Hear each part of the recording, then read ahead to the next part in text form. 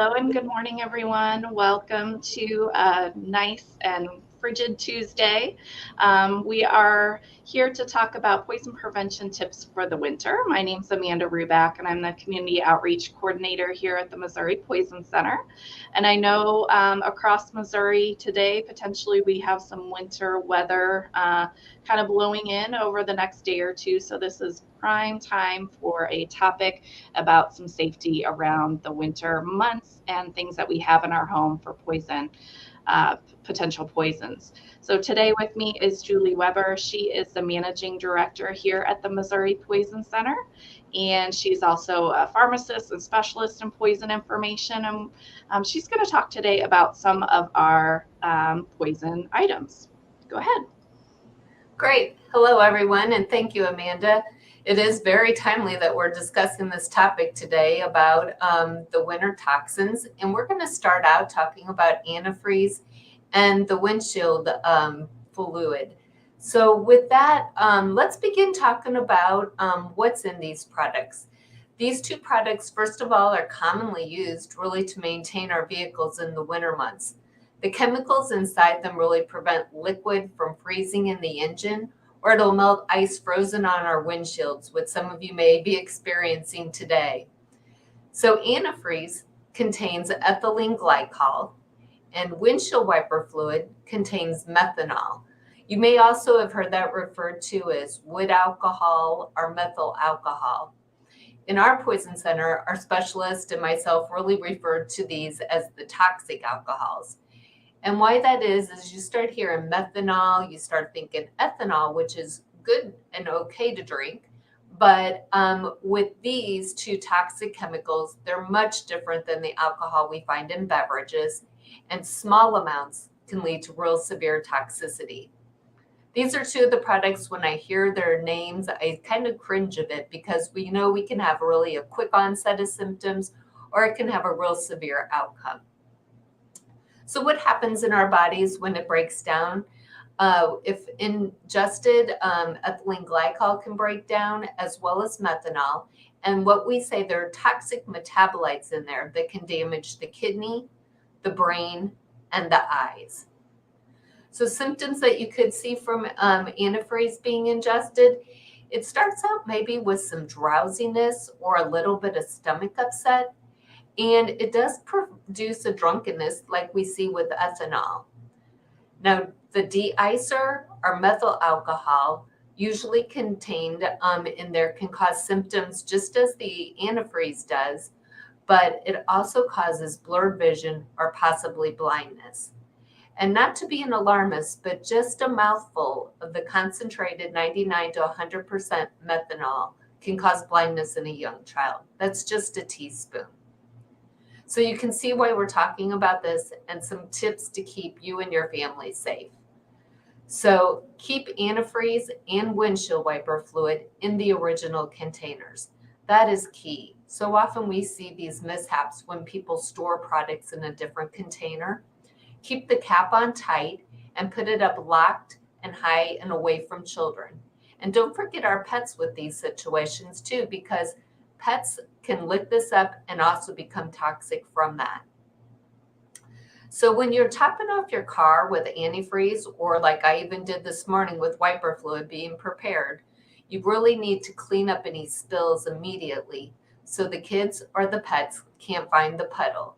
What happens is it's a real sweet tasting fluid, so that's where I also get worried that they can ingest a larger amount and have a problem. Also, a good tip to remember, be throwing out that empty container, rinse it out with water, make sure it's empty, and replace the safety cap just in case there's some residue that doesn't get out of there. So I'm sure a lot of you are familiar with antifreeze. That's a real brightly colored liquid, as well as the windshield wiper fluid.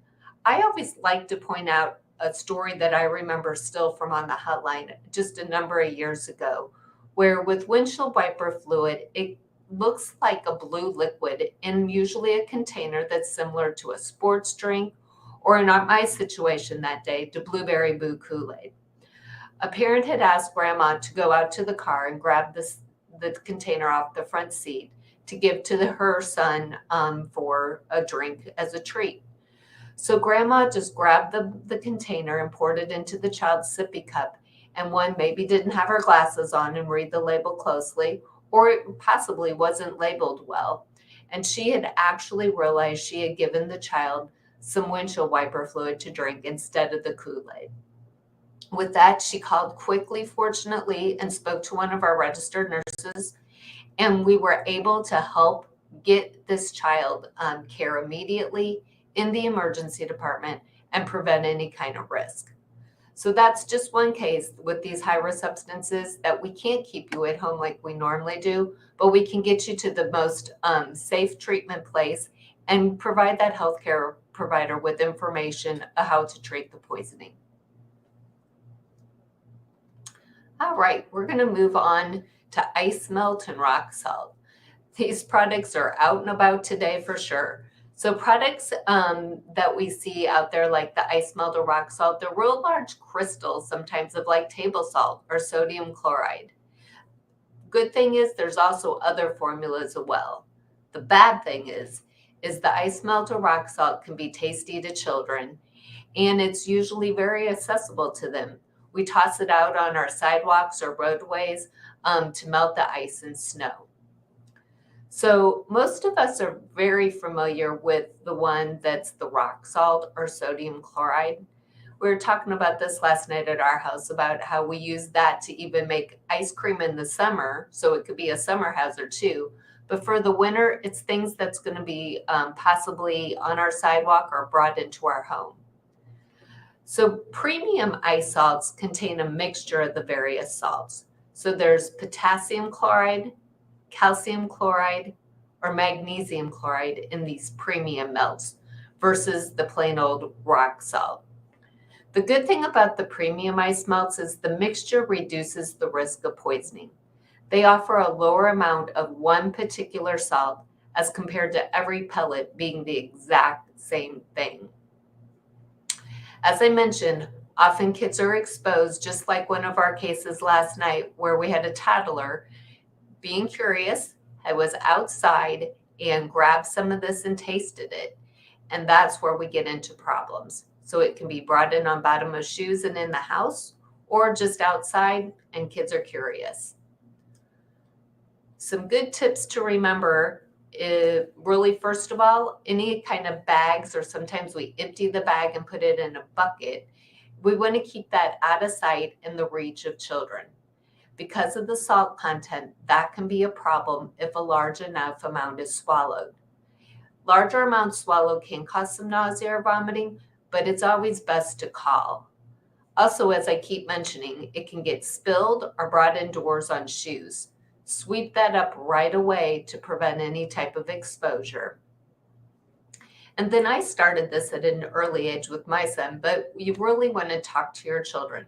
No matter how old they are, I think we can start with some good life lessons, even when they're toddlers, and stress the importance not to put things in their mouth that they find outside or on sidewalks or even just in the parking lot. As you can think about it too, as we're going through the parking lot, these crystals can end up in our cars as well. So be very cautious and make sure you clean up and always keep things up, out of the child's reach, and out of sight. We're going to move on to carbon monoxide. Boy, carbon monoxide, I think about. On our website, we talk about it a bit as the sneak thief. It's one of those things I also have heard it referred to as the silent killer. Carbon monoxide has really no odor, no taste, and it can be in our homes at times. Carbon monoxide is a risk when fuel is burning to make heat or to power a tool, but the fuel is not burning cleanly and lots of fresh air and good ventilation are not there that it needs. Things that burn that can produce carbon monoxide are gasoline, natural gas, there's propane, kerosene, sometimes coal. I think about wood, also charcoal. So things that burn, for example, gasoline in a car. We have natural gas or propane furnaces, wood in our fireplaces, hot water heaters. In these cold months, if we lose power, sometimes we have to use a portable space heater. Stoves, engine-powered tools, or the charcoal grill can become a source of carbon monoxide. Really to remember and think about this, if you're using something that runs on batteries or electricity, no risk for carbon monoxide and you're safe. Also, if the equipment's operating properly, there's good ventilation, there will not be a problem. So I'm going to break it down for you a little bit and we can think about it. When we're barbecuing outside on a charcoal grill, that carbon monoxide that it made just floats away into nothing into the open air. But if you bring that same charcoal grill inside the house to stay out of the cold, if you just want that barbecue, the carbon monoxide can collect to dangerous levels in the house, in the garage, under an area that ventilation just can't happen. Another thing with really cold weather is to think about sometimes people want to warm up their vehicles inside their garage. Not a good idea. A regular motor vehicle is fine outside on the road, but if it runs for a long time in a garage with the door closed, a harmful level of carbon monoxide can collect. So why do we see this more often in the winter months than hearing about it in the summer? Well, during the winter, we're really facing that cold weather and more people are burning fuel to make heat or energy to stay warm. What are some great prevention tips for carbon monoxide prevention? Well, the best thing is to install carbon monoxide detectors on each level that's within 10 feet of sleeping areas.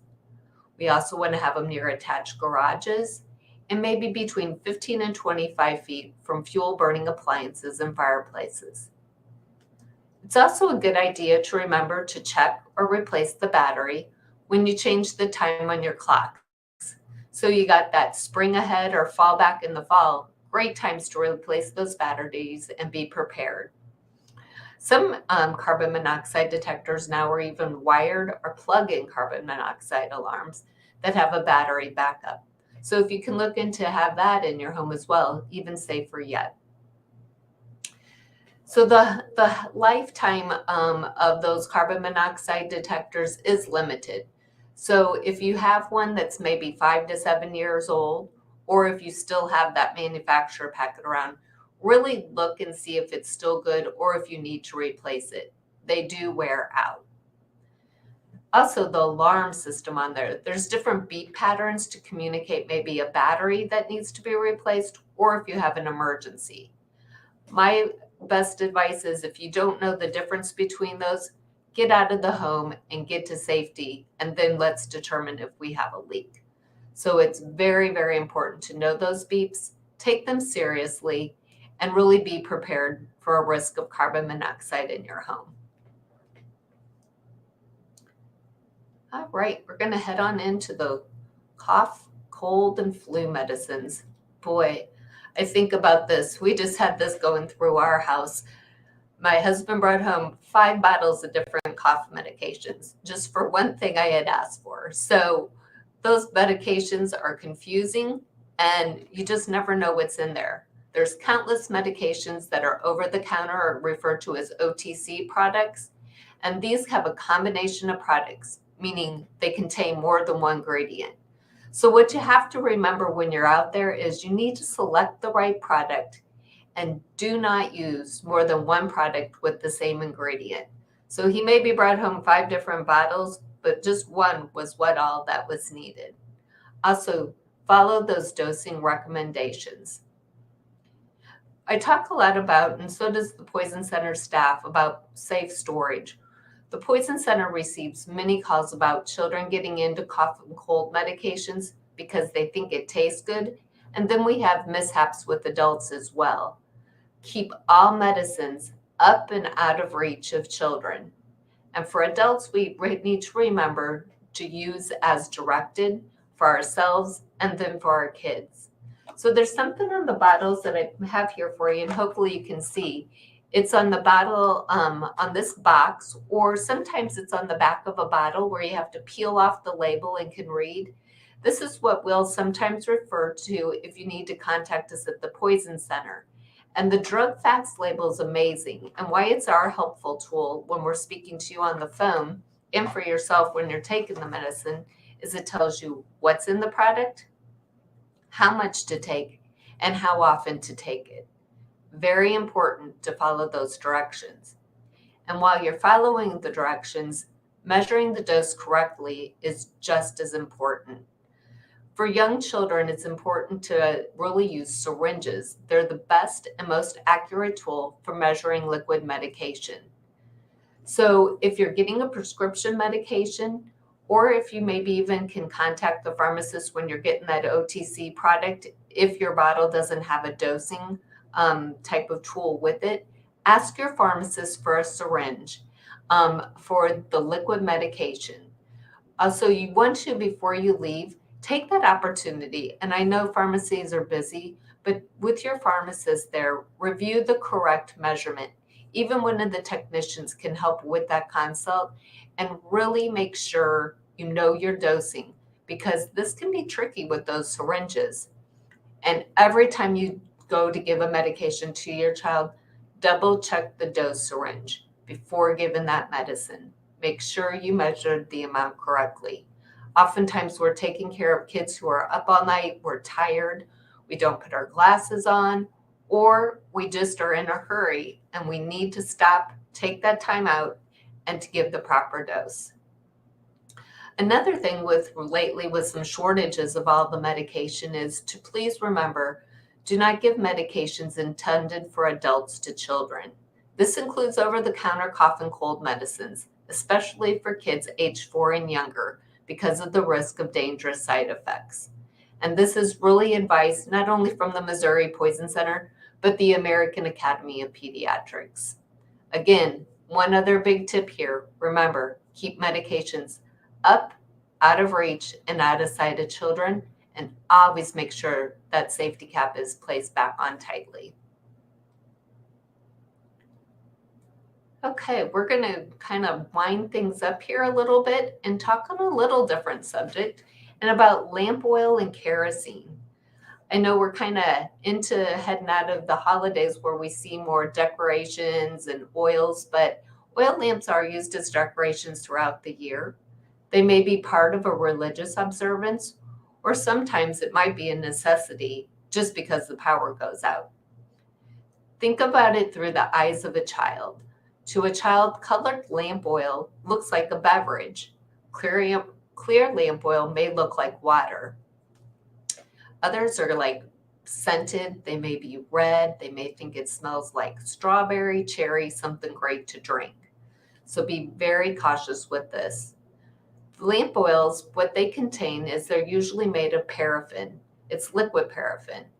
And if the paraffin lamp oil is swallowed and goes straight down the gastrointestinal tract or through our stomach and intestines, it's poorly absorbed and not too much of a problem. Where we get concerned about lamp oils is that it can be aspirated. And what that means is it can slide into the lungs. I kind of look at it like you can cough or choke, and that can aspirate or choke into your lungs and cause a chemical pneumonia. How this could start out is a child may be severely coughing, choking, just hard to clear their throat, and it can lead into very severe breathing difficulties. The symptoms could even be delayed. Maybe they have some initial coughing or choking, and then it settles down, but then later it can come back, kind of be a nagging cough, and develop into a fever. This can be delayed up to 24 to 48 hours. And then also some of the scented lamp oils also have an added problem in that their fragrance lamps can contain alcohols. So now we have a twofold problem here, risk of aspiration, and then if, depending on what type of alcohol, it can lead into problems with young kids. So the biggest thing to remember with these lamp oils is if your child does get into that, always call immediately and we can help assess what happened. And the good part that I didn't mention is we always call back, and that can give some reassurance and checking in to make sure everything's okay. So tips for our kerosene or lamp oils is never leave burning lamps or candles unsupervised. That just goes without saying. We can have kids that get into them and get burned. But also, once the lamp is lit, we want to keep it out of the reach of children and pets because a pet could knock it over, or a child too, and it could cause a fire. Or we want to keep it on a real level surface too because it just could become uneasy, and then you have another problem. If you have a refill bottle with the lamp oil, really make sure it has a safety cap. And if it doesn't, don't even buy it because often these products can look like something again, a beverage, and children can't read that label and they could drink it. So again, refill bottles should have safety caps. Don't buy it. Don't even bring it home in the home without it. Storage is again ultimately the key here. Prevention is going to help prevent that poisoning and keep the refill bottle up, locked away, and out of sight of that child. So children can drink again lamp oil directly from the candle or lamp, even when the product's not in use. So lock these away when not in use and keep them out of their reach. I think the key here is sometimes even all of our prevention does not even help to prevent a situation because 75% of exposures can actually happen while the product's in use. Just think of that second our phone rings, somebody's at the door, and we think we'll be back in 1 second to watch our child. It can happen that quickly. So we really have to be cautious every day, every minute. There's never a break for us parents. Thank you, Julie, so much for your great information about many of these winter poisons that we might have in our home or our garage. Again, we have information on all of these topics, including the carbon monoxide, the lamp oil, cold and cough medicines, as well as any type of medication and other household products and chemicals. We're here 24 hours a day, 7 days a week, even during those snowstorms or winter hazards. We're here for you anytime. So what we'd like for you to do is to make sure you save our phone number in your cell phone. It's the Poison Helpline, which is a national number, and you see it there, 1-800-222-1222. You put that in your cell phone, you have it just in case of an emergency or even a question related to poison prevention or a scenario. We're happy to help. And you'll speak to one of our registered nurses or pharmacists for free any time of day, whether it's an emergency or not. So again, save that Poison Helpline in your phone number and give us a call if you need us this winter or any season that comes.